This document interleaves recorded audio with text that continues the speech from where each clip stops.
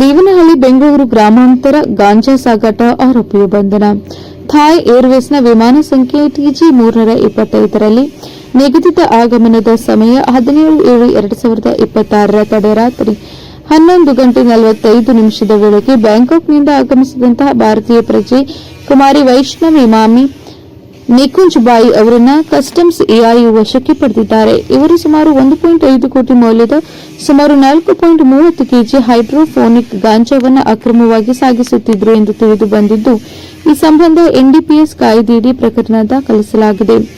Thai ಏರ್ವೇಸ್ನ ವಿಮಾನ ಸಂಖ್ಯೆ TG-325ರಲ್ಲಿ ನಿಗದಿತ ಆಗಮನದ ಸಮಯ 17/7/2026ರಂದು ರಾತ್ರಿ 11:45 ಬ್ಯಾಂಕಾಕ್ನಿಂದ ಆಗಮಿಸಿದ ಸಂದರ್ಭದಲ್ಲಿ ಭಾರತೀಯ ಪ್ರಜೆ ಕುಮಾರಿ ವೈಷ್ಣವಿ ಮಾಮಿ ನಿಕುಂಜ್ ಬಾಯಿ ಅವರು ತಮ್ಮ ಚೆಕ್ ಇನ್ ಲಗೇಜ್ನಲ್ಲಿ ಸುಮಾರು 1.5 ಕೋಟಿ ಮೌಲ್ಯದ 4.30 ಕೆಜಿ ಹೈಡ್ರೋಫೋನಿಕ್ ಗಾಂಜಾವನ್ನು ಸಾಗಿಸುತ್ತಿದ್ದ ಕಾರಣ ಕಸ್ಟಮ್ಸ್ ಎಐಯು ವಶಕ್ಕೆ ಪಡೆಯಿತು.